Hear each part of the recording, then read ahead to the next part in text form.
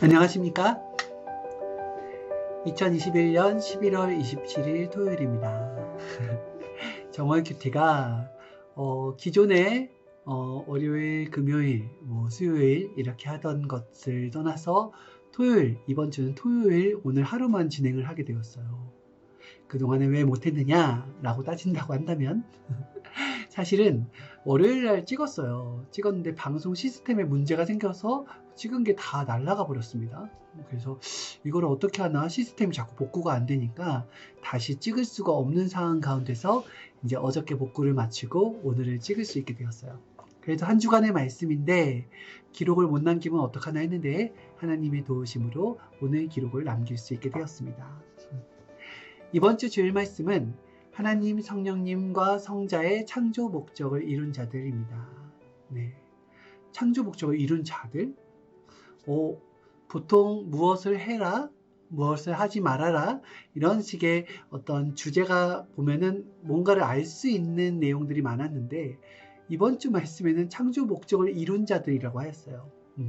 하나님이 창조 목적을 이룬 자들에 대해서 하실 말씀이 있으시구나 라는 좀 생각을 하게 되었습니다. 왜냐하면은 이번 주 말씀 핵심에서 귀한 것을 잊어버리지 말아라 라고 했거든요. 귀한 것을. 여러분 성경에서 너의 첫사랑을 잃어버리지 말아라 라고 얘기한 적 있죠. 그죠? 귀한 것을 잊어버리지 말아라. 인간은 자꾸 잊어버립니다. 귀한 것이 뭔지를 분별하는 것도 중요한데 귀한 것을 알았다면은 그 가치를 잃어버리지 않는 것도 중요한 것입니다. 왜냐하면은 아무리 좋은 것이라도 내가 귀한 것을 잊어버리잖아요. 그럼 이것을 가치 없이 대하는 거예요. 진짜 가치가 없어져서 가치 없이 대하는 것이 아니라 그 가치는 그대로인데 내가 귀한 것을 잃어버리니까 가치 없이 대하더라는 거예요. 예수님 때도 그랬죠. 예수님이 귀한 것을 처음에는 알았는데 제자들이 예수님과 함께 다니면서 점점 귀한 것을 잃어버리니까 예수님을 잃어버리게 되잖아요. 그와 같이 내가 잊으면은 가치도 같이 없어지느니라. 잊으면 끝이니라. 그랬던 거예요. 그렇다면 귀한 것이라는 것은 무엇이냐? 귀한 것이라는 것은 바로 하나님의 뜻이다 그랬거든요. 뜻이 귀한 거예요. 목적이 귀하고요. 사랑이 귀해요. 그래서 창조 목적이 아주 귀한 것입니다. 이것을 아느냐 모르느냐에 따라서 인생의 운명이 극과 극으로 좌우가 돼요. 그래서 전지전능하신 하나님의 창조 목적이 가장 큰 것이고요. 그 목적을 이루어준 자가 이 지상에서는 가장 큰 목적을 이루어준 자다. 이렇게 말씀을 해주신 것입니다. 요한계시록 20장 6절에 보면은 첫째 부활에 참여하는 자들은 복이 있고 거룩하도다. 둘째 사망이 그들을 다스리는 권세가 없고 도리어 그들이 하나님과 그리스도의 제사장이 되어 1000년 동안 그리스도와 더불어 왕노릇하리라. 요한계시록 예언서죠. 앞으로 이런 날이 올 것이고 이렇게 되기를 원한다라는 내용이거든요. 어떻게 되기를 원한다고요? 첫째 부활에 참여하는 자는 복이 있다고 하였어요. 그리고 둘째 사망이 그들을 다스리는 권세가 없다고 하였습니다. 그러니까 내가 일단 첫째 부활이 되면은 둘째 사망이 이 나를 다스리는 권세가 없어지고요.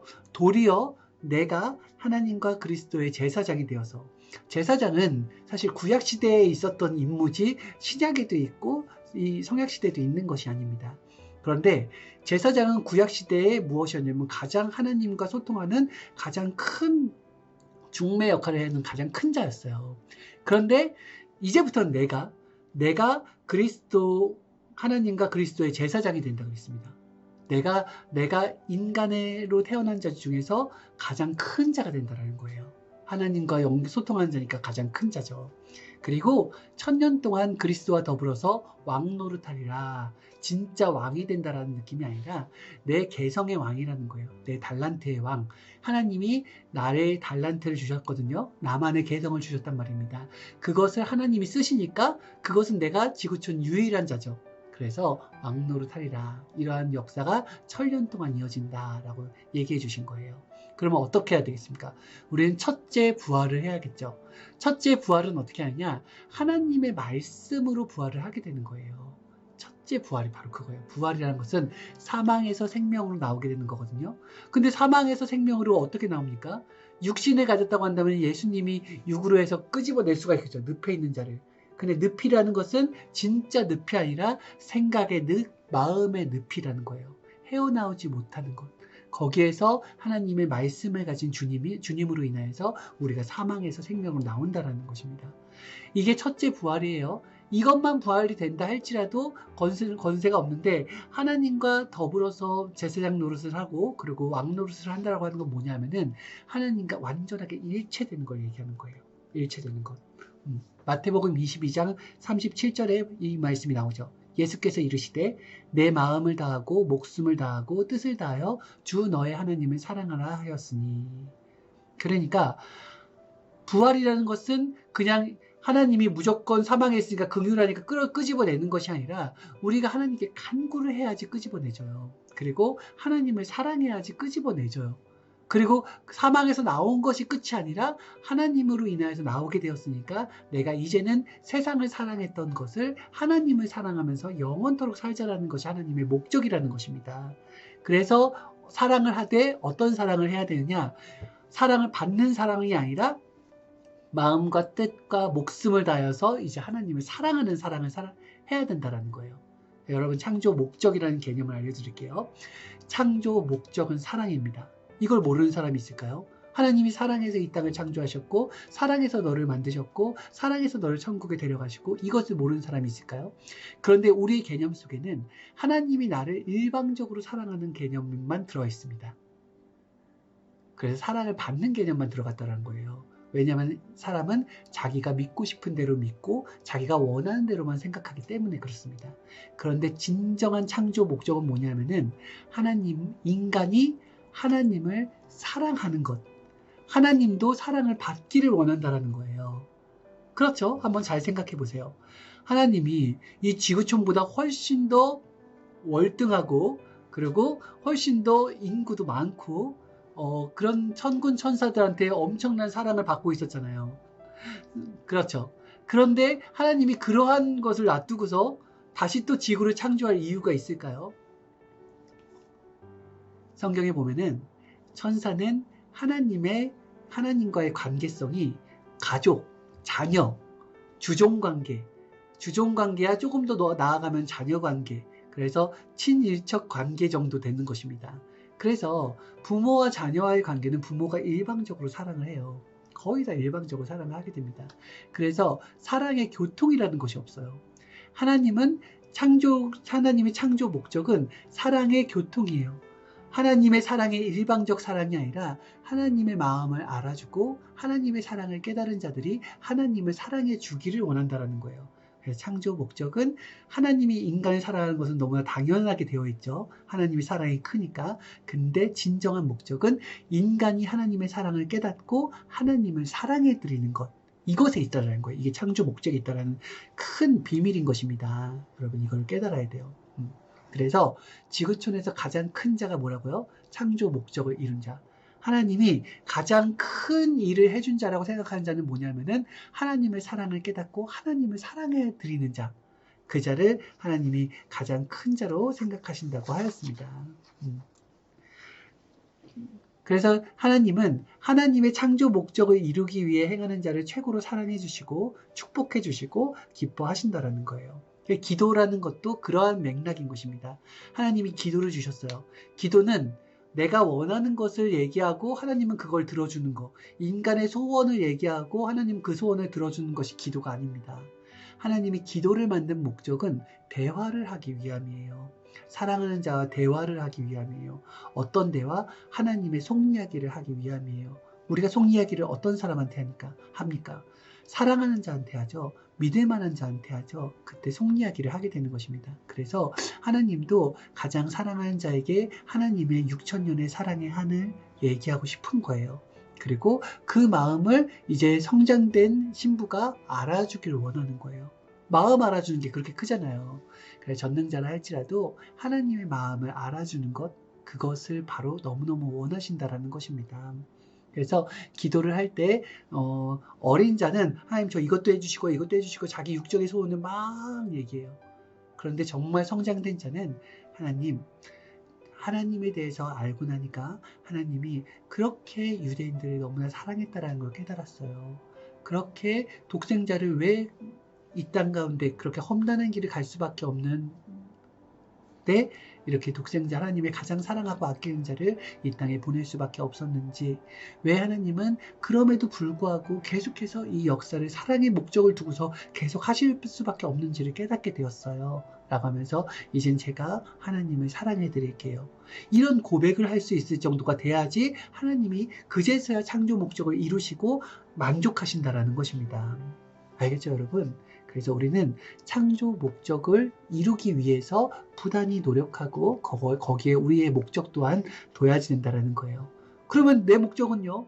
내 소원은요? 하나님의 목적을 먼저 이뤄드리면은 그 다음에 내 목적이라는 것은 하나님과 일체되었어요. 부부가 되었으니까 하나님이 당연히 내 목적을 이뤄준다라는 거예요. 내 거 먼저 이뤄주면 안 되나요? 그럴 수도 있죠. 그런데 내 목적을 먼저 이뤄주잖아요. 그러면 떠나버려요. 예수님 때도 그랬죠. 예수님께 자기 목적을 가지고 예수님께 달려온 자들이 있었죠. 소문을 듣고서 저 사람이 병이 걸렸는데, 불치병이 걸렸는데 예수님께 가서 기도받으니까 나았더라. 이런 막 소문들이 막 퍼지니까 수많은 자들이 자기의 목적을 이루기 위해서 예수님께 막 왔어요. 예수님은 그들의 목적을 먼저 이루어줬죠. 하나하나 정성스럽게 그들을 고쳐주었어요. 그랬더니 어떻게 했습니까? 그들은 떠나갔습니다. 예수님과 남남이 돼버렸어요. 그 당시만 잠깐 감사하다고 하고 성경상에는 다 떠나갔다고 얘기가 나오거든요. 그렇게 됐습니다. 마찬가지예요. 인간이 간사한 게 자기 목적을 이루면 떠납니다. 그래서 하나님은 인간의 목적을 먼저 이루어주지 않고 하나님의 목적을 이루어줍니다. 왜냐하면 전능자는 인간의 목적을 이루어줄 수 있어요. 하지만 떠나보내면 결국 사망으로 가지 않습니까? 그러니까 하나님의 목적을 먼저 이루게 하는 거예요. 하나님의 목적은 인간의 목적과 똑같아요. 사랑하는 것이니까. 인간이 하나님을 사랑하게 되잖아요. 그러면은 그 다음부터는 하나님의 것이 되었으니 그 인간의 목적을 이루어줘도 하나님께는 손해가 아니에요. 그런데 인간의 목적 먼저 이루어주면은, 떠나버리면은 하나님의 것이 아니라 사탄의 것, 세상의 것이 돼버리니까 하나님께 손해가 되는 거겠죠. 그죠? 그래서 항상 주체가 되시는 하나님의 목적이 먼저 이루어져야 되는 것이고, 나중에 대상이 되는 인간의 목적이 나중에 이루어지는 것입니다. 그게 순리고 법칙이에요. 그것을 거꾸로 생각하면은 하나님께 서운한 생각을 갖게 되고 섭섭한 생각을 갖게 된다는 것입니다. 하나님의 지혜와 명철과 사랑, 이것을 하늘과 땅에 덮고 사시는 하나님이시다 그랬어요. 하나님이 이 땅에 지혜와 명철과 사랑으로 덮고 계세요. 그래서 하나님을 사랑하는 자는 뭘 얻어요? 지혜를 얻고요. 명철을 얻게 된다는 것입니다. 그리고 하나님의 사랑도 얻게 된다는 거예요. 그것을 얻고서 살아가는 자와 그냥 자기의 중심과 세상의 지혜와 세상의 명철을 얻고 가는 자는 벌써 차이가 크게 나요. 하나님의 지혜를 얻은 자와 세상의 지혜를 얻은 자가 같겠습니까? 그래서 우리는 하나님께 지혜를 간구하는 것입니다. 한 번밖에 없는 인생 언제 다 겪어보고서 하겠어요. 그죠? 처음부터 하나님께 지혜를 받아야죠. 하나님과 성령님과 통하고 싶습니까? 정말 소통을 잘하고 싶어요. 내가 기도를 하면 하나님의 마음이 느껴지고 하나님을 너무나 사랑하는 마음이 막 불꽃같이 솟아올랐으면 좋겠습니까? 그러려면은 통해야 됩니다. 통하려면은 그 마음에 맞는 생각을 해야 된다는 거예요. 그 마음에 맞는 생각. 그 마음에 맞는 생각이란 건 뭘까요? 하나님의 마음에 맞는 생각이란 건 뭘까요? 그의 의중과 그의 심중을 알으려면은 어떻게 해야 되느냐? 그에게 관심을 갖고 그를 깨달아야 돼요. 하나님을 깨달아야 된다는 것입니다. 그래서 실상 우리는 잘못된 신앙관을 가지고 있습니다. 어떤 신앙관? 내가 주일 예배를 잘 지키면은 하나님이 내 소원을 이뤄주실 거야. 이런 잘못된 신앙관을 가지고 있어요.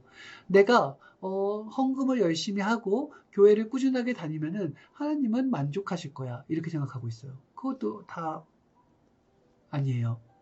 얼마든지 우리는 하나님을 사랑하지 않아도 형식적으로 교회를 다닐 수 있고요. 형식적으로 헌금을 할 수 있고요. 형식적으로 사람들을 잘 살필 수도 있고 교회 일과 각종 봉사일도 형식적으로 할 수 있다는 것입니다. 그 일 속에 가만히 분석을 해보면 거기에 내 목적이 들어있어요. 이걸 하면은 이걸 해주겠지라는 기대감이 들어있다는 것입니다. 그런데 하나님은 그것을 원하시는 것이 아니라 진짜 사랑에서를 원하세요. 진짜 사랑에서. 성령님은 육신의 모습을 보고서는 대하지 않으신다고 했습니다. 우리의 육신의 모습은 얼마든지 포커페이스를 하고 다르게 할 수 있다는 거예요. 그런데 성령님은 뭐라고 하셨냐면은 성령님을 사랑해주는 그 마음, 성령님을 사랑하는 그 마음, 하나님을 사랑하는 그 마음을 그것을 육신의 모습으로 보고서 그것을 대한다고 하였습니다. 그러니까 진짜 모습은 저의 이 모습이 이 주용이의 모습이 아니에요. 진짜 모습은 뭐냐면은 내가 하나님을 사랑하는 그 마음이 내 진짜 모습이에요. 그 마음대로 하나님은 그만큼을 대해 주신다는 겁니다. 그러니까 절대 오차가 없겠죠. 그죠? 지구상에는 약한 자도 있고 강한 자도 있는데 하나님은 모든 사람들은 하나님과 성령님께 딱 붙어 살아야지 남아진다는 거예요.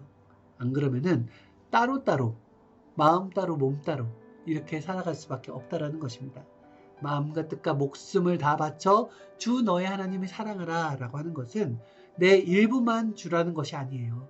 내 모든 것을 다 바쳐서 해야지 이 심령이 뒤집어져서 거듭나게 된다는 것입니다. 기존의 내가 없어지고 새로운 내가 다시 태어난다는 거예요. 어떻게 했을 때? 마음과 뜻과 목숨 다해 했을 때 마음을 주고 생각을 주고 몸을 주라는 것입니다. 누구에게? 하나님께요. 내어드리라는 거예요. 사도 바울이 마음만 내줬습니까? 생각만 내줬습니까? 하나님께 몸을 내어드렸죠. 그죠?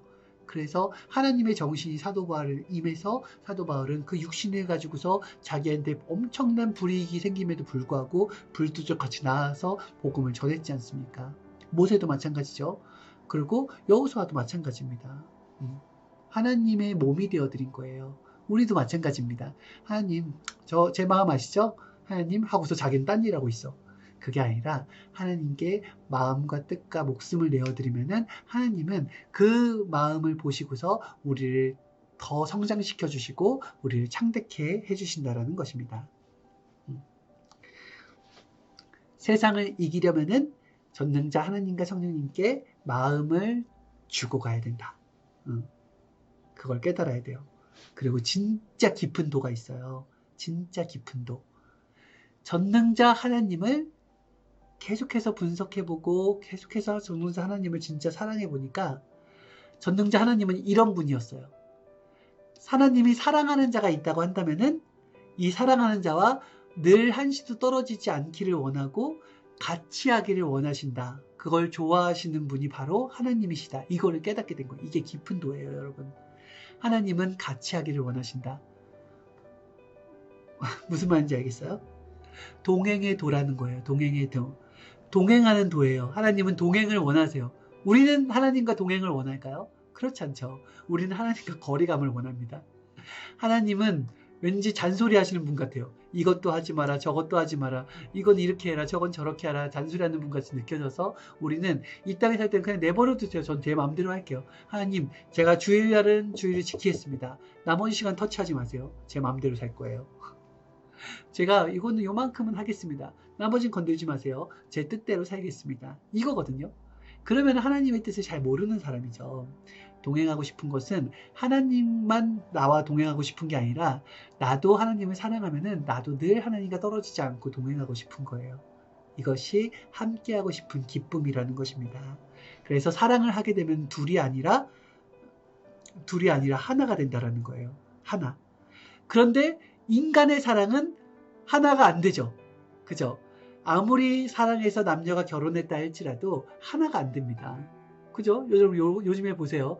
서로 결혼했다 할지라도 어느 정도는 하나가 돼서 움직이다가 일정 기간이 지나게 되면 둘이 서서히 멀어집니다.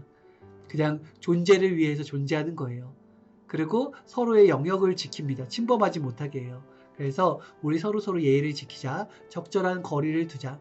한 집에 사는데 스트레스 받으면 서로 싸울 필요 없잖아. 그러니까 너는 나의 요 영역을 존중해주고 너는 나의 요 영역을 존중해줘. 이렇게 적당히 거리를 두면서 살아가자 하면서 사람들이 거의 대부분입니다.